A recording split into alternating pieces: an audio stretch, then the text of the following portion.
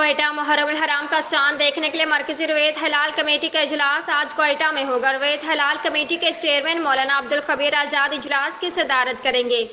Zonal اور ضلعی رویت ہلال کمیٹیوں کے اجلاس متعلقہ ہیڈ کوارٹرز میں ہوں گے۔ راولپنڈی بانی پی ٹی آئی نے ملک کی خاطر حکومت کی آل پارٹیز کانفرنس APC میں شرکت کا اعلان کر دیا۔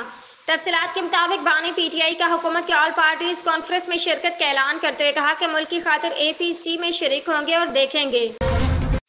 Rawalpindi army chief general Asim Munir کی زیر صدارت 265ویں کور کمانڈرز کانفرنس نے انسداد دہشت گردی کے لیے آپریشن عزم استحکام کو اہم قدم قرار دے دیا۔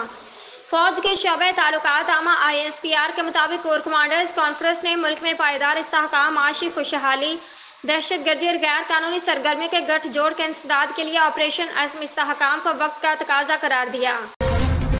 اسلام آباد حکومت نے پیٹرولیم ڈیلرز پر عائد ایڈوانس ٹیکس واپس لینے کا اعلان کرتے ہوئے نوٹیفکیشن جاری کر دیا۔ جاری کردہ نوٹیفکیشن کے مطابق پیٹرول پمپس پر 0.5% اضافی ود ہولڈنگ ٹیکس ختم کر دیا گیا۔